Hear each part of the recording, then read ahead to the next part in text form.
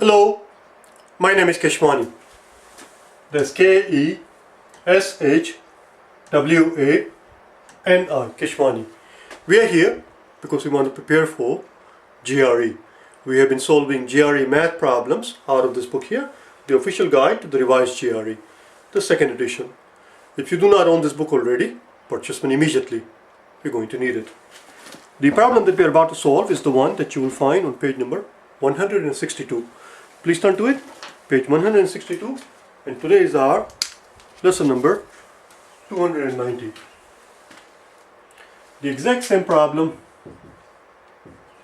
that you see there on that page is the same exact problem that appeared in the first edition of the revised GRE. We have already solved every single problem from the first edition. We are just redoing these problems. If you are interested in watching the original solution, you will find the original solution to this problem on day number 70. Let's take a look at it. It says, for biological sciences and the health science, for the biological sciences and health sciences faculty combined, okay, so we have two departments we're talking about. For biological sciences and health sciences combined. So whatever analysis we're going to do, we have to put the two figures together of the two departments. We are told that one third of female faculties and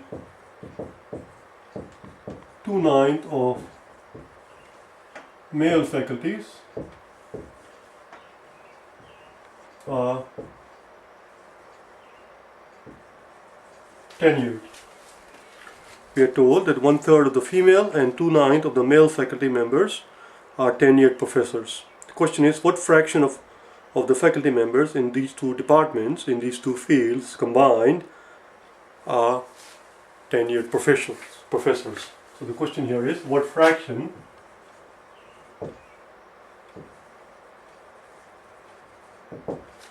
not fractions, what fraction of all faculties in two departments combined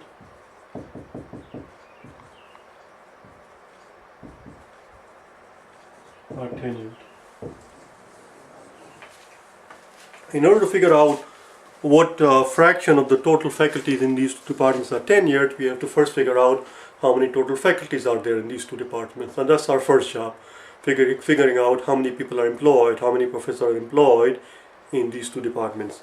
And for that, we'll have to make use of the chart that you see on the previous page, the bar graph, and we have to look at the two departments, the biological science department and the health science department. So let's begin. For the biological science department, let's see, where is it? It's the very first one, the very top, on the very top there. We can see there that it tells us that 5% of all the faculties that are employed, all the female faculties I should say, the chart shows us that 5% of all the female faculties that are employed in a school work in the biological science department. Let's make a note here.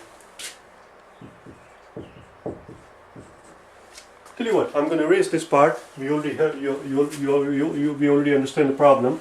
Let's start from the top so we have some room. And that's our question there.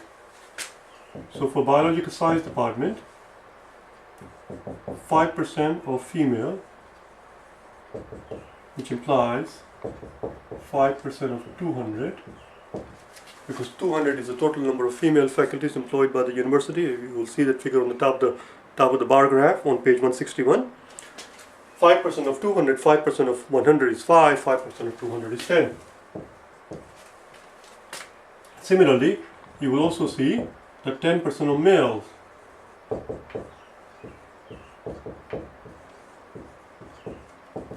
the chart also tells us that 10% of all the male faculties employed by the school work in the biological science department, and it tells us there are 250 male faculties, so 10% of 250 is 25. So far so good. So we're done with the biological science department. Let's move on to health. In health, we are told that 16% of female, 16% of female in the health sciences, and that is 16%, that's right. And again, 16% of 200, 16% of 100 is 16, 16% of 200 is 32. And it also employs 8% of male. 8% of 250. 8% of 250, I don't know what 8% of 250 is, but whatever it is, has to equal to 8 plus 8 plus 4. 8% of 250 has to equal to 8% of 100, 8% of another 100, and 8% of 50. 8 plus 8 is 16, plus 4 is 20. So there you go. So this is how many we have total faculties. 5 plus 2 is 7, 3, 6, 8. Looks like 87 people. Now let's figure out how many. So now we know how many total faculties are there. Now we have to figure out of these 87 faculty members, how many of them are tenured. And that's going to come from the fact that we are told, I erased it, we are told that, what was the ratio? 1/3 of all the female faculties in these two departments are tenured. 1/3 of all the female faculties in these two departments are tenured. So let's figure out how many female faculties are there in these two departments. This one has 10 and this one has 32. So we have total of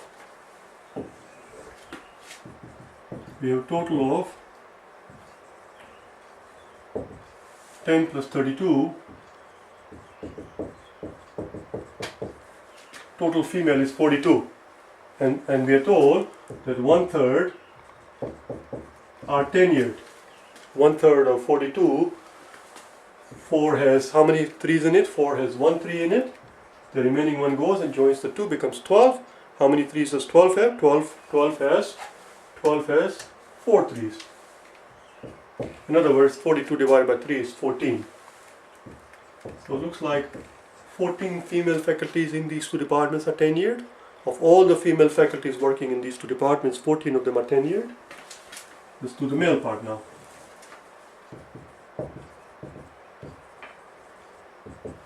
How many males are there? Well, I see 25 here and I see 20 here. 25 and 20. 25 and 20. So that's 45.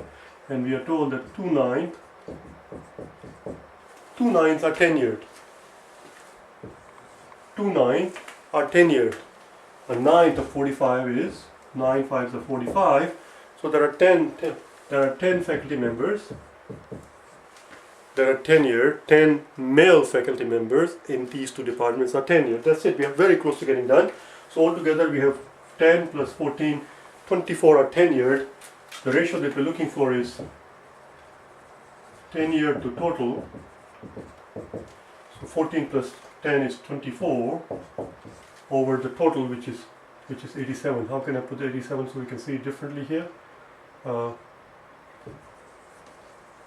There.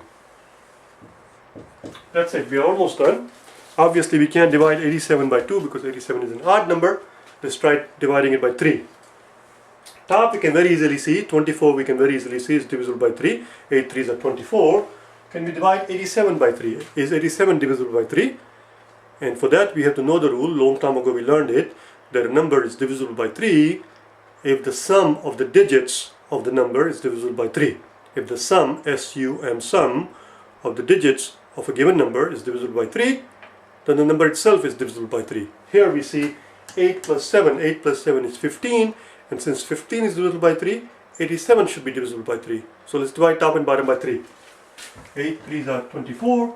And how many 3s in an 8? 8 has 2 3s. 8 has 2 3s. The remaining 2 goes and joins the 7, becomes 27. How many 3s in a 27? 27 has 9 3s. Which is just as well. Because as we can see there, that's 87. 87 is only 3 less than 90. 30 has 10 3s, therefore 90 will have 30 3s. 30 3s.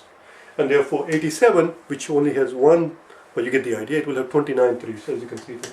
That's it, we are done. The answer is 8 over 29.